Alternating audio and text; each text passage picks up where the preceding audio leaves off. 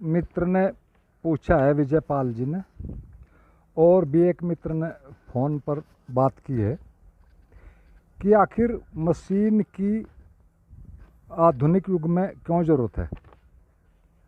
जो आप कहते रहते हैं ईजी मशीन के बारे में और मशीनों के, तो प्रश्न तो उनका एकदम से एक तरह से सार्थक है।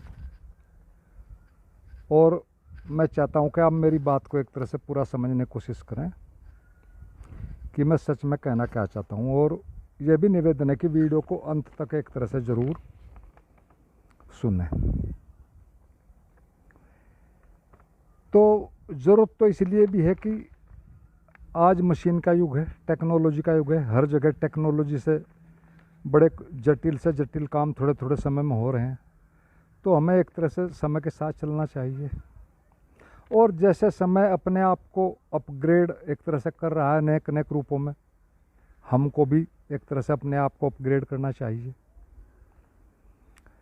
और ओशो ने तो स्वयं भी एक बार कहा था, एक किसी पत्रकार ने पूछा था कि यदि सारी पृथ्वी पर जल प्रलय हो जाए तो आप अपने सन्यासियों को क्या कहेंगे, यदि 3 दिन बाद प्रलय आने वाली हो।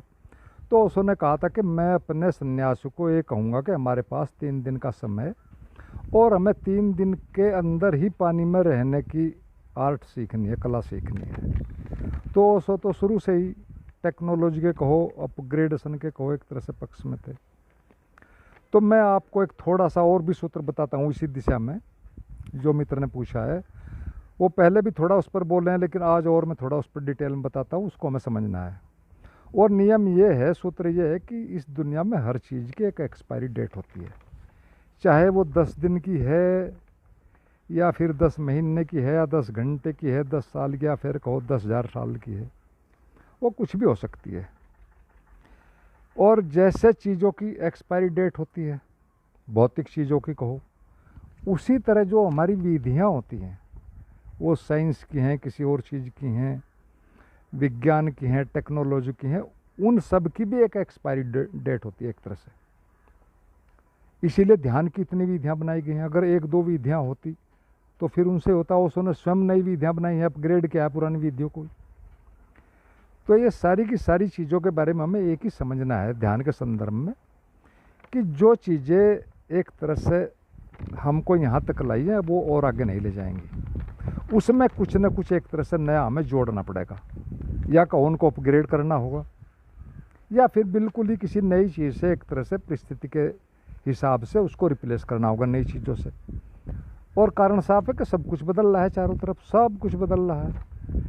तो हम इस बात को थोड़ा सा ध्यान के संदर्भ में भी समझते हैं, क्लियर वे में। तो अगर हम देखें तो क्या हम आज बुद्ध की तरह एक तरह से सब छोड़कर भिखारियों की तरह भीख मांग मांग कर फिर सकते हैं पूरी दुनिया में, जंगलों में रह सकते हैं, खा सकते हैं? और भिखारी शब्द एक तरह से भिखारी का ही अपभ्रंश कहो, या आध्यात्मिक उसका एक तरह से ट्रांसलेशन कहो, भिक्षु शब्द उसी से बना है। तो क्या हम ऐसा कर सकते हैं? जंगलों में भटक सकते हैं, या ज्ञानी गुरुओं की मूर्खतापूर्ण साधनाएं कर सकते हैं जैसे बुद्ध ने की, या महावीर के साथ जो लोगों ने व्यवहार किया, क्या उसको हम झेल सकते हैं? पहली बात तो झेल ही नहीं सकते, क्योंकि हम वो हैं ही नहीं। अगर झेलेंगे तो उनसे कुछ होगा नहीं, क्योंकि समय बदल चुका, सब कुछ बदल चुका है। तो इस तरह से एक तरह से हम सभी लोग अलग अलग यात्रा पथों से आए, हमारा सबका पिछला यात्रा पथ है। हम किसी की नकल पूरी तरह नहीं कर सकते, ना पूरी तरह किसी की विधि को पूरी तरह अपना सकते हैं। हाँ, उसको लेकर शुरू कर सकते हैं, समय लगे, वातावरण अलग है एक तरह से। अब यदि हम एक तरह से बुद्ध से कोई सूत्र एक तरह से ले भी लेते हैं, तो फिर भी हमें उस सूत्र को भी आधुनिक एक तरह से परिवेश के हिसाब से, या अपने वातावरण के हिसाब से, अपनी अक्षमताओं के हिसाब से एक तरह से उसमें थोड़ा अदल बदल करके एक तरह से हम उसको एक तरह से प्रयोग में ला सकते हैं। और हम सब जानते हैं कि बुद्ध जैसा कोई आज तक दोबारा नहीं हुआ, महावीर जैसा नहीं हुआ। हालांकि बहुत लोगों ने कोशिश भी की है, बाहरी तल पर अनुकरण भी किया है, लेकिन वो सिर्फ नकल ही हुई, उससे कुछ होता तो है नहीं। तो जागरण का तो सीधी बात यही है कि किसी चीज़ की नकल 100% नहीं करनी है, सहारा लेकर किसी चीज़ को चलना है। और जागरण का, ध्यान का तो सीधा अर्थ ही एक है, बड़ा संक्षेप में, कि हमें अपने प्रामाणिक स्वरूप में स्थित होना है, जो हम सच में हैं। तो हम सभी इन बातों को जानते हैं। उसने हमें खूब सिखा कि एक जैसे दो व्यक्ति कभी ज़मीन पर हुए नहीं हैं, पहले नहीं हुए, ना अभी हैं और ना आगे होंगे। बुद्ध महावीर तक के बारे में हम सब ने पढ़ा है कि एक ही समय में हुए, एक साथ रहे, थोड़ा ही समय का अंतर था, अलग अलग ढंगों से भी पहुँचे, अपने जागरण में भी अलग अलग बातें भी की, अपने अनुभव भी अलग अलग बताए। और यही नहीं, कभी कभी तक तो थोड़ा एक दूसरे के खिलाफ तक भी बोले। तो ये सारी चीज़ें हमें समझनी है कि किसी भी चीज़ों का अंधानुकरण नहीं करना है। अब एक दूसरी बात को हम और देखते हैं यहीं पर, इसी बात पर, कि हमें नई चीज़ों की ज़रूरत क्यों है। जैन बुद्ध धर्म की एक तरह से कहो एक शाखा है, और भगवान बुद्ध ध्यान कराते थे, विधियाँ भी देते थे, लेकिन जैन में कोई विधि नहीं है, उसी का अपग्रेडेशन है। उसमें कोई विधि नहीं है, कोई साहित्य नहीं है, कोई ध्यान नहीं है, बस एक तरह से जस्ट सिटिंग, सिर्फ बैठना है, यानी सिर्फ संकल्प। और सर्वाधिक लोग भी कुछ आंकड़ों के हिसाब से जैन से ही पहुँचे हैं। उन्होंने अपने को अपग्रेड किया समय के साथ, उसका लाभ लिया, और आज एक तरह से अब जैन में कुछ अपग्रेड नहीं हुआ, जैसा सुनते हैं, इधर उधर पढ़ते हैं, तो अब फिर एक तरह से क्रियाकांड बनकर रहेगी जैन आधुनिक युग में। तो ये सारी चीज़ें हमें समझनी है। इसमें कोई किसी बात को ना हम रिजेक्ट कर रहे हैं, ना हम किसी बात की एक तरह से कंडमनेशन कर रहे हैं। और दूसरी बात, आज के युग में अगर हम देखें तो हर व्यक्ति हर समय चारों तरफ से नेक नेक ढंगों से सूचनाएं अपने अंदर भरा जा रहा है, जबकि मन के हमें पार जाना है, और उसमें हम और उल्टा ज़्यादा भर रहे हैं, व्यर्थ की चीज़ें भरे जा रहे हैं। तो एक तरह से फिर तो उसे और भी ज़्यादा टेक्निकल चीज़ों की ज़रूरत है, प्रामाणिक जांच की चीज़ों की ज़रूरत है। और ओशो की विधि की जो सबसे पहली है एक तरह से रेचन की, उसकी डायनेमिक की बहुत ज़्यादा ज़रूरत है शुरुआती स्टेज में। तो हमें एक तरह से अपनी प्रामाणिक स्थिति को एक तरह से समझना चाहिए, तभी हम कुछ सही बातों को होंगे। दूसरी बात साफ है कि विज्ञान का लाभ जब हम हर क्षेत्र में ले रहे हैं तो इस क्षेत्र में क्यों ना ले, और भविष्य ही सारा विज्ञान का एक तरह से होने वाला है। और धर्म, ध्यान, जागरण, ये तो सारे के सारे सच में मनुष्य को एक तरह से स्वयं को जानने का ही विज्ञान है। तो हमें अपने को जानने में हर चीज़ का एक तरह से लाभ लेना चाहिए, उपयोग करना चाहिए। जब और चीज़ों में कर रहे तो इसमें भी करना चाहिए। और बड़ी साफ बात है, यदि हम स्वयं को ही नहीं जानते तो फिर कुछ भी जानने का एक तरह से कोई मतलब भी नहीं होता।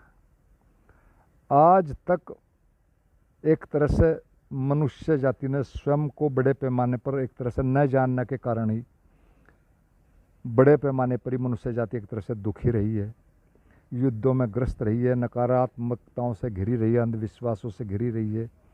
कारण क्या?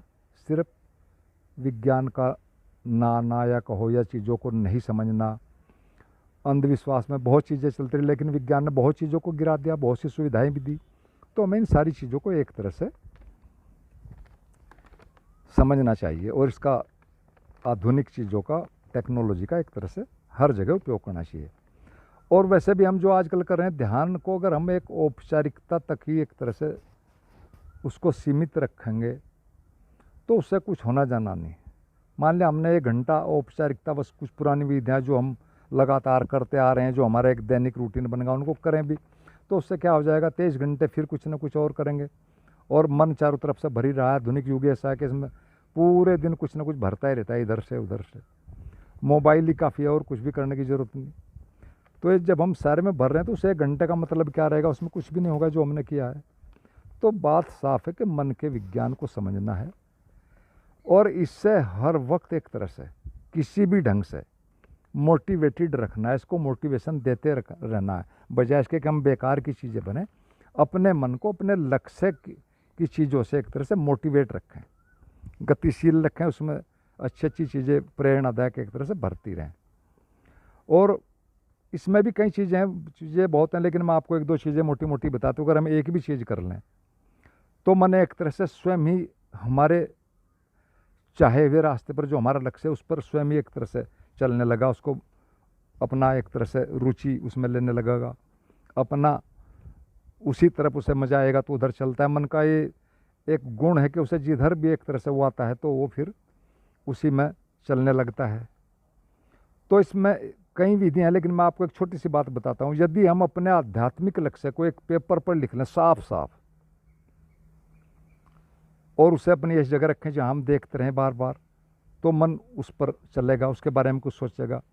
या इसके विपरीत भी मैं दो बड़ी सिंपल सी चीज़ें वैसे बता रहा हूँ डेली की, ताकि हम और इधर उधर का कचरा ना भर के इनका उपयोग करें तो इससे हो जाएगा। इनको आप विधि भी कह सकते हैं, छोटी विधियाँ।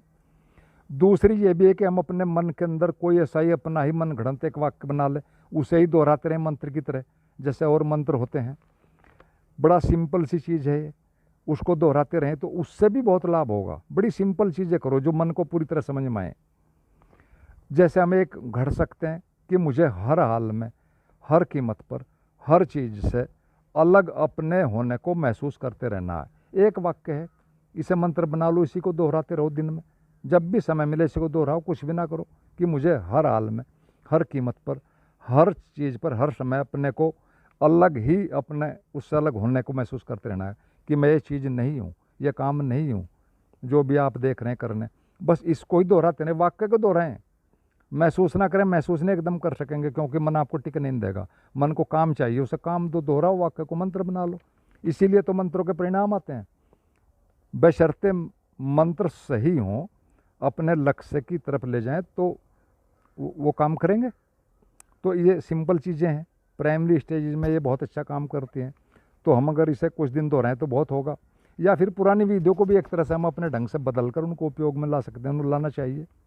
और ध्यान रखना, कोई विधि सही नहीं होती, जो काम करे वही विधि सही होती है। खुद बनाओ, पुरानी विधियों में कोई आए विधि काम करे उसको अपनाए, बार बार सभी विधियों पर प्रयोग करना चाहिए। जो काम करे वही हमारे लिए सही है। और किसी भी विधि पर एक तरह से ज़्यादा निर्भर रहना या सिर्फ गुरु के ही भरोसे रह जाना, ये चीज़ें ज़्यादा काम नहीं करती है, सिर्फ शुरुआती चीज़ें हैं। असली बात हमें, ओशो ने स्वयं कहा कि हमारी इंटेलिजेंसी ही हमें पहुंचाती है, हमारे अनुभव ही हमें जगाते हैं, वही हमारे अंदर नई चीज़ें पैदा करते हैं। तो पूरी बात यह कि हमें खुद पर प्रयोग करने चाहिए। और ये जो समर्पण, प्रेम जैसी चीज़ें वो ठीक है, अपनी जगह बिल्कुल सही अवस्थाएँ, लेकिन ध्यान रखना वो बहुत बाद में आती हैं, अनुभव से गुजर कर ही आती हैं। शुरू में ही एक तरह से अपनी इस तरह की जो आत्म प्रवंचनाएँ हैं इनसे बचना चाहिए। हमारा मन है, ये सब उसकी चालबाजियाँ हैं, झूठ ही कहता रहता है हमने तो समर्पण कर दिया। अगर हम समर्पण ही कर सकते हो तो फिर बात ही खत्म है। समर्पण तो एक ही बार कर दो, फिर कुछ करने की ज़रूरत ही नहीं है। तो ये सारी चीज़ें हमें समझनी है, मन की एक तरह से इन चालाकियों को एक तरह से समझना है। तो ये कुछ बातें, और मैं थोड़ी सी आपको 2-3 बातें बता दूं, आपको एक तरह से रिमाइंड करा दूं कि किसी भी क्षेत्र में जो ज्ञान आता है या ज्ञान के प्रकार होते हैं, कैसे ही समझ लो, वो एक तरह से किसी भी फील्ड के 3 तरह से आते हैं हमारे पास ज्ञान, या कहो जान उनको, जिससे हम उसमें सफलता पाएंगे। 3 टाइप के ज्ञान होते हैं एक तरह से मोटे तौर पे कहें। पहला होता है शुरुआती, जो सूचनाओं के द्वारा आता है, और हम सभी एक तरह से अपने क्षेत्र से संबंधित सूचनाएं सुनते हैं, देखते हैं, पढ़ते हैं और लोगों से बात करते हैं, जानते हैं। चाहे वो हमारा कोई भी फील्ड है, हमारा आध्यात्मिक फील्ड है, तो उसमें हमें सूचनाएं देखनी चाहिए, किताबों से, प्रवचनों से, इधर से उधर से, वो ज़रूरी है, उनको करनी चाहिए एक तरह से। लेकिन वो शुरुआती चीज़ें वो सिर्फ इतना ही करती हैं कि वो हमें उस तरफ एक तरह से अग्रसर करती हैं। हमें ये होता है, ये पता चलता है कि हाँ ये चीज़ें हैं, ये काम करेंगी, तो वो एक तरह से हमारी आधारभूत चीज़ें हैं हमें एक तरह से उस तरफ चलाने के लिए। तो ये ठीक है, सूचनाओं में ज्ञान होता है, बहुत ज़रूरी है, किसी काम में आगे जाकर काम में आता है। लेकिन असली गड़बड़ तो सिर्फ इसमें तब होती है कि जब हम एक तरह से सारा का सारा ये जो सूचनाएं हैं, हम सारा का सारा चीज़ें एक तरह से इन्हें ही मतलब मान लेते हैं, तो फिर सारी की सारी गड़बड़ हो जाती है। और सूचनाओं का अर्थ क्या होता है?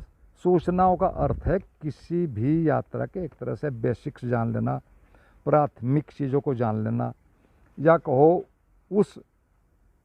उसके क्षेत्र की, उस यात्रा की थ्योरेटिकल नॉलेज जान लेना, जिनके आधार पर कि आप अगली जो यात्रा आपकी प्रैक्टिकल वाला जो स्टेप है या चरण है वो हम शुरू कर सकते हैं। तो इन्फॉर्मेशंस का इतना ही तो काम है बस, उनको सब समझने से थोड़ा ही कुछ होगा। काम तो प्रैक्टिकल से होगा, और हमेशा प्रैक्टिकल के बाद ही जो परिणाम आता है एक तरह से, चाहे वो कैसा भी है, सवाल लेने कि वो कैसा आएगा, वही एक तरह से उसी का कोई मतलब होता है, वही आपको कुछ न कुछ सिखाएगा। और वैसे भी मोटे तौर पे हम देखें सारी चीज़ें तो हम समझ सकते हैं, सारी चीज़ें आज क्लियर हैं इस विज्ञान के युग में, कि अभी कई हजार धर्म संप्रदाय हैं पूरी पृथ्वी पर, और कारण ये एक ही है कि हमारे मन मुताबिक जहाँ जिसने अपनी बुद्धि की के उस रेंज की कोई चीज़ मिल गई, अपनी पसंद की मिल गई, सस्ती चीज़ें मिल गई, जिन्हें कंफर्ट जोन में रहते हुए अपने जीवन में हमारा मन भी कंफर्ट जोन में रहे, सारी चीज़ें दूसरी भी चलती रहें, वहाँ हम उन चीज़ों को जो कर सकते हैं वहीं हम जुड़ जाते हैं, किसी भी गुरु से, किसी संप्रदाय से, किसी उससे भी। तो सारी चीज़ें ये कि हमारा मन हमें हर जगह शुरू से लेकर आखिर तक धोखा देता ही रहता है। तो ये सारी चीज़ें की जो हैं एक तरह से ये हमें समझनी चाहिए, और इसी के कारण से, इस मन के कंफर्ट जोन में रहने के कारण हम अधिकतर आज तक जो ये होता है आधुनिक युग में, या तो क्रियाकांडों तक ही सीमित रहते हैं अध्यात्म में, या फिर सूचनाओं तक ही सीमित रहते हैं। बहुत सी सूचनाएं अपने दिमाग में भर लेते हैं, सीख लेते हैं तर्क कर करके, तो उसी को सारी चीज़ें समझ लेते हैं। वही आजकल बहुत से गुरु उन्हें को ही बांट रहे हैं, और सारा काम उन पर ही चल रहा है, चूँकि सामने वाला भी तो सोचना ही चाहता है, फालतू तो उसे भी कुछ नहीं करना, सुनने वाले को भी। और पुराने गुरुओं ने तो ये बातें बार बार कही हैं कि मनुष्य का मन धर्म को नहीं जानना चाहता, सिर्फ धर्म के बारे में जानना चाहता है। ये पुराने अनुभवी लोगों ने भी ये बातें कही हैं। तो ये सारी बातें मैं कोई नहीं कर रहा हूँ, मैं आपको सिर्फ रिमाइंड करा रहा हूँ। हमें सोचना चाहिए कि हम अपनी समय और शक्ति कहीं गलत दिशाओं में ही एक तरह से वो ना करें। और मन के बारे में तो एक तथ्य हमें वैसे भी साफ साफ जान लेना चाहिए। बहुत से तथ्य हम बातें करते रहते हैं। हमें एक बात ध्यान रखना चाहिए, एक तो हमें पता है कि मन कभी भी एक बात पर नहीं टिकता, हम सब जानते हैं, वो बदलता रहता है। और दूसरे एक और चीज़ जाननी चाहिए कि वो कभी भी कोई भी साफ सुथरी चीज़, स्पष्ट चीज़ पसंद नहीं करता है, क्योंकि अगर साफ सुथरी चीज़ आएगी तो वो उस पर एक तरह से रिएक्शन करेगा, कुछ करेगा, कुछ चलेगा, इसलिए वो साफ सुथरी उसे पसंद नहीं, पहले ही किसी बहाने से एक तरह से टरका देगा। तो सच में तो अगर मन का एक नियम और आपको जानना है, बहुत से नियम आप जानते हैं, तो ये नियम ये है कि मन तो मिक्सी की तरह काम करता है, जो भी उसके अंदर अलग अलग माध्यम से जाता है मिक्सी को वो सबको मिला कर एक कर देते हैं, ऐसे मन भी सबको मिला कर एक कर देता है। और फिर आप उससे पूछो तो वो कुछ का कुछ मिला जुला बताएगा, क्योंकि उसको सब मिला देता है, मिक्सी की तरह ही चलता रहता, रुकता नहीं। जैसे मिक्सी चलती रहती है ऐसे ही मन भी एक सेकंड भी एक चीज़ पर नहीं जमता, चलता ही रहता है, बदलता ही रहता है। तो मिक्सी है, उसके इस गुण को समझो, अतः उसको फिर एक तरह से अगर सच में ही उससे कोई लाभ लेना है, कुछ करना है, तो अपने उद्देश्य को साफ साफ लिख कर रखो पेपर पर, और तभी उस पर वो एक्टिवेट उसके सामने रखो, ताकि उसे एक तरह से वो बात पिंच करे। और जब वो देखेगा, वो मन का ही नियम है, जो चीज़ देखेगा, सुनेगा, पढ़ेगा, उस पर कुछ ना कुछ करेगा रिएक्शन, भले ही थोड़ी देर ही करे। तो ऐसी चीज़ें उसके सामने रखो बार बार। और भगवान बुद्ध ने तो इस विषय में कई बातें कही हैं। भगवान बुद्ध ने 2500 साल पहले एक बात कही थी कि ज्ञान की बातें तो अच्छी जो बातें थी ज्ञान की सारी, वो अब से पहले ही कह दी गई हैं, अब तो सिर्फ उनमें उनको एक तरह से उपयोग में लाने की बात है। यानी ये 2500 साल पहले भगवान बुद्ध कह रहे हैं, तो इसलिए ज्ञान कहीं नया तो किसी के पास है नहीं, जो भी है वो सब है। सवाल है कि हम उसको एक तरह से उसका लाभ कैसे लें। दूसरी बात भी भगवान बुद्ध ने उसी समय में कही थी कि भगवान के बारे में जो भी इस तरफ हम चलते हैं, तो उन्होंने इस विषय में बड़ी दूसरी बात बहुत साफ कही कि मनुष्य अपने जीवन में 2 ही गलतियां करता है इस दिशा में, भगवान की तरफ जाने में कहो, अध्यात्म की तरफ जाने में, कि वो 2 ही गलतियां करता है। पहली गलती तो ये करता है कि इस दिशा में चलता ही नहीं, ये तो सबसे पहली गलती। और दूसरी है यदि चलता भी है तो इसमें अंत तक नहीं जाता। तो ये सारी बातें तो भगवान बुद्ध ने पहले कही हैं, हमें तो सिर्फ इन चीज़ों को अब समझना है, इनको उपयोग में लाना है कि हम कैसे एक तरह से जो हमारे पास ज्ञान है उपलब्ध है, उसको हम कैसे एक तरह से उसका लाभ लें पूरा का पूरा। तो ये तो पहली बात हुई, पहला एक तरह से टाइप हुआ ये सूचनाओं वाली, कि एक सूचनाओं का ज्ञान है, ये हमने उस पर अब तक कुछ चीज़ें जानी। दूसरा एक और ज्ञान होता है ज्ञान का टाइप, कि विश्वास। किसी भी क्षेत्र में सफलता की असली कुंजी जो होती है उसके प्रति एक तरह से विश्वास का होना होता है। और गीता का भी प्रसिद्ध वचन है, हम सब ने सुना कि विश्वासम फलदायकम। तो अब थोड़ा इस पर भी हम समझते हैं कि ये बात क्या है विश्वास वाली। तो इसकी सीधी सी बात ये है कि इसको हमें पूरा समझना है। जो गीता में कहा है वो सही कहा है, लेकिन वो 100% विश्वास की बात कह रहे हैं गीता में श्री कृष्ण। और हो सकता है उस वक्त लोग इतने सीधे सरल सच्चे हों कि बातों पर विश्वास कर लेते हों और 100% चीज़ें कर लेते हों, क्योंकि 5000 साल पहली बात है। 5000 साल में तो सब बदल चुका, सारा मामला कितनी बार बदल चुका।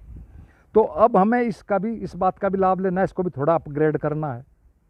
जो हम अपग्रेडेशन की बात कर रहे हैं, आधुनिक मनुष्य का जो मन है वो 100% तो नहीं हो सकता, ये हम सब जानते हैं। अगर 100% ही कहीं हो जाए तो फिर तो बात ही कुछ नहीं। तो हमें सीधी बात है, इस बात का भी लाभ लो, क्योंकि विश्वास से भी ज्ञान शुरू होता है, ज्ञान आता है। तो हमें विश्वास के साथ शुरू करना है कोई भी काम। 100% हम नहीं कर सकते, ना हमें उसमें उलझना है, और हम करते भी नहीं। सिर्फ विश्वास के साथ शुरू करना है ताकि हम शुरू कर दें, वरना हम शुरू नहीं कर पाएंगे। तो इसलिए विश्वास तो करना ही पड़ेगा। तो विश्वास के साथ शुरू करें, लेकिन एक और ध्यान रखना साथ ही कि अंधविश्वास से भी बचना है। ध्यान रखना, अंधविश्वास और अंधभक्ति जैसे ही दो शब्द हैं, अंध ध्यान जैसा कोई शब्द नहीं। तो अंधविश्वास से बचने को क्या मतलब है, मैं क्या कहना चाहता हूँ कि सिर्फ विश्वास पर ही ना रुक जाओ, आगे चलो, प्रयोग करो, प्रयोगों से गुजरो, अनुभव से गुजरो। विश्वास के साथ शुरू करो और आत्मविश्वास पर जाओ, और आत्मविश्वास तब आता है तब अपने अनुभव से। वो तीसरी बात है, वो भी, उस पर भी हम बात करेंगे अभी। तो अंधविश्वास से भी बचना है, विश्वास के साथ शुरू करो लेकिन अंधविश्वास में नहीं जाना।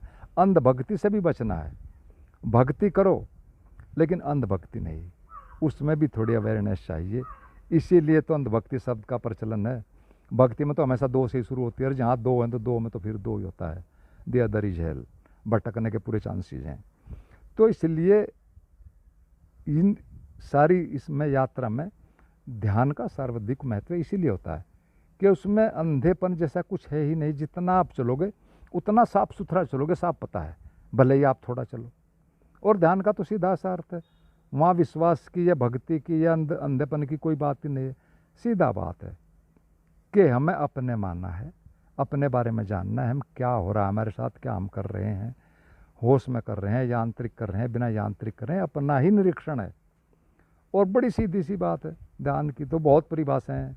एक ही बात है कि धीरे धीरे अपने में स्थित होते जाना है। हम फैले पड़े पता नहीं कहाँ कहाँ तक, दूसरे लोगों में, इच्छाओं में, भविष्य में, और अतीत, पता नहीं कहाँ कहाँ, हमें पता ही नहीं हम कितने फंसे हुए हैं। धीरे धीरे सबसे निकलकर अपने तरफ आना है, चीज़ों को गिराते जाना है। सबसे पहले सबसे बेकार की चीज़ों को गिराओ, फिर अनिवार्य चीज़ों पर जाओ, और बिल्कुल लेटेस्ट जो अंतिम सबसे ज़्यादा अनिवार्य उन पर रुक जाओ, अगर सच में कुछ इस दिशा में करना है। और फिर पूरी तरह अपने में रुक जाओ। धीरे धीरे अपनी तरफ यात्रा है, अपने केंद्र की तरफ यात्रा है। और जैसे ही आप अपनी तरफ चलेंगे, जितना बाहर से चेतना इकट्ठी होती जाएगी, अपने केंद्र की तरफ आती जाएगी, उतना ही आगे आगे के रास्ते धीरे धीरे अपने आप ही खुलते जाते हैं। कहीं कुछ करने की ज़रूरत भी नहीं, अस्तित्व सब चीज़ें साफ अपने आप ही दिखा देता है। तो ये तो दो बातें हुई। अब फिर एक और तीसरी बात है। तीसरी ये है कि आत्मविश्वास से ज्ञान आता है। ये तीसरा तल है। दो चीज़ें हमने पहले कही, वो यात्रा में पहले आती हैं। तीसरी चीज़ है आत्मविश्वास। और आत्मविश्वास का क्या मतलब है? अगर आत्मविश्वास ही आ जाए तो फिर तो हम कहीं तक कुछ भी पा सकते हैं, कैसा भी लक्ष्य है उसको भी एक तरह से पा सकते हैं। लेकिन ध्यान रखना, यह लगातार चलने से ही आता है, चलते चलते रहने से आता है, और मार्ग की बाधाओं से गुजर गुजर कर पक पक जाने के बाद ही आता है। आत्मविश्वास इतना सस्ता नहीं आता। विश्वास आ जाता है, अंधविश्वास भी आ जाता है, लेकिन आत्मविश्वास बड़ी मुश्किल आता है। और असली चीज़ है आत्मविश्वास। आत्मविश्वास आता ही हमारे ज्ञान के साथ है, हमारी शक्ति के साथ आता है। जब वो चीज़ें आती हैं फिर आत्मविश्वास अपने आप ही आ जाता है, वो कहीं से पाने जैसा कुछ है ही। और वही एक तरह से हमारे व्यक्तित्व का जागरण कहो, दूसरा हो जाना कहो, वही असली बात होती है। तो इन सारी चीज़ों को एक तरह से हमें पूरी बातों को समझना है। और आत्मविश्वास वाली जो बात है एक तरह से, वो तो सच में हमारा स्वयं का ही चेतना का एक तरह से विकास हो जाता है। वो अलग बात है वो किस फील्ड में होता है, हम किस फील्ड में जा रहे हैं। और फिर उसके बाद ही जब हमें आत्मविश्वास हो जाता है पूरा, तभी उस फील्ड के बारे में जो हम करते हैं उसमें मन हमारी बात को मानता है। वरना तो मन तो अपना ही गड़बड़ करता ही रहता है, वो तो बहुत उस्ताद है, हमसे ज़्यादा अभी उसकी शक्ति है। तो पहले आत्मविश्वास तक आना है, सबसे पहले इन्फॉर्मेशन, और फिर दूसरी चीज़ें, और फिर तब हमें यहाँ पर आना है। आत्मविश्वास तो एक तरह से उपलब्धि है, ये एक तरह से संकल्प से आता है, संकल्प का एक तरह से परिणाम है। तो ये तीन चीज़ें हमने ज्ञान की बताई, तीन तरह से ज्ञान आता है। हमने मोटा मोटा ये बिल्कुल प्रैक्टिकल बातें सारी की सारी। और अब मैं अंत में तीन चीज़ें आपको और बहुत संक्षेप में देता हूँ। यही चीज़ें हैं ये जो अभी बताई, इनको संक्षेप में। तो सबसे पहले तो एक तरह से हमें ये जान लेना चाहिए एक साधक को कि हम सफ़र में कहाँ पर हैं, और ये अंतर अपने ही मन में साफ कर लेना चाहिए कि क्या मेरा मानना और मेरा जानना एक ही है। यानी मैं जहाँ अपने को मानता हूँ, क्या सच में जानकर भी मैं वहीं अपने को हूँ, या ये दोनों अलग अलग बातें हैं, मैं अपने को कहीं और समझ रहा हूँ कहीं और इसीलिए इस फासले को जानना बड़ा ज़रूरी है। हमारा मन बड़े धुएँ पसंद एक तरह से पैदा कर देता है, हमें उलझा देता है, सब चीज़ें मिलाकर कुछ का कुछ बता देता है, और अध्यात्म में तो बड़े बड़े शब्द में तो और भी भटका देते हैं। तो इसीलिए इस आधुनिक युग में एक तरह से मशीनों की ज़रूरत है, क्योंकि आधुनिक मनुष्य के अंदर बहुत ज़्यादा चीज़ें चली गई हैं, बहुत ज़्यादा सूचनाएं चली गई हैं, सही भी बहुत ज़्यादा चली गई हैं और गलत भी चली गई हैं, और ज़्यादा तो ज़्यादा ही हैं, ज़्यादा चीज़ों में कुछ नहीं होता, शक्ति उतनी बढ़ जाती है। तो इसीलिए आधुनिक में मशीनों की बड़ी ज़रूरत है। और अब मनोविज्ञान पर बहुत काम है, मनोविज्ञान के बहुत से सूत्र हैं, हम उनका लाभ ले सकते हैं, लेकिन पहले हम इस तरफ चलें तो मशीनों से काम लो, हर चीज़ों से लाभ लो, जो चीज़ें आ गई हैं समय के साथ साथ टेक्नोलॉजी है तो उसका लाभ लो। तो ये तो पहली बात है कि हमें अपना पता लगाना कि हम सच में कहाँ पर हैं। कई तरीके हैं, ये मशीन वाला भी है, संकल्प वाला भी है। दूसरी बात, ये सारा निचोड़ बता रहा हूँ मैं इसका जो हमने अब तक बात की। दूसरे के अपने लक्ष्य को जो भी हमें पाना है, जो हमारा नंबर एक पर मन पर है, जैसा कि हमें जागना है बिल्कुल पूरी तरह, बिल्कुल सारा का सारा अवेयरनेस को पूरी की पूरी तरह पूरी बढ़ाना है, पूरा एक तरह से अवेयर हो जाना है। तो सीधी बात है, अपने लक्ष्य को साफ साफ लिखकर पेपर पर अपने सामने रखो, ऐसी जगह रखो, टेबल पर रखो, कहीं दीवार पर लिखो, कहीं भी लिखो जहाँ बार बार हमारी निगाह पड़ती रहे, और देखो, उसको देखते रहो, मन सारा काम अपने आप करेगा। मन का यही तो नियम है, अगर हम उससे लाभ लेना चाहें तो ले सकते हैं, लेकिन हम लाभ लेना ही नहीं जानते। उसके सामने रखो वो शब्द, जब भी इधर उधर कुछ करे उसकी निगाह उस पर पड़े। तो उसमें दो बात होगी। पहली बात तो मैं आपको यही बता दूं कि वो आपको लिखने ही नहीं देगा, आपको यहीं पता लग जाएगा उसकी चालाकी का। आप देख लेना मेरी बात, साफ साफ लिख कर रखो, जहाँ जहाँ दो तीन जगह आपकी जहाँ आप ज़्यादा बैठते हैं, अपने उसमें डाइनिंग रूम में, कहीं भी, जहाँ भी बाथरूम में, कहीं भी जहाँ जहाँ आप ज़्यादा रहते हैं वहाँ देखो और उसको लिख कर रखो। और इसमें एक और बात ध्यान रखना, मैं एक और इसमें बात ऐड कर दूं जहाँ मन चालाकी कर सकता है। आइंस्टीन ने एक बहुत प्यारी बात कही थी, इस दुनिया के महानतम वैज्ञानिक ने। उसने ये बात कही थी कि अपने लक्ष्य को पेपर पर इतना साफ सरल लिखो, इतना साफ और सरल लिख कर रखो कि एक 6 साल का बच्चा भी जो ज़रा सा पढ़ सकता है वो भी उसको पढ़कर समझ जाए कि इसका मतलब क्या है। अब देखो इसका क्या मतलब, इसका साफ मतलब यही है, आइंस्टीन जानता था कि हमारा मन हमें कैसे धोखा देता है। कोई चीज़ है स्पष्ट मत लिखो, हर लक्ष्य क्लियर कट या तो काम करेगा या उसको एक तरह से उस समस्या को हटाएगा, और काम करता है।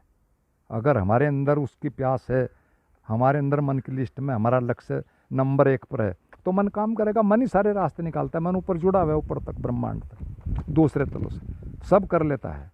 तो अपने लक्ष्य को इतना साफ लिखो कि उससे 6 साल का बच्चा भी साफ साफ पढ़ ले, समझ इसका मतलब क्या है।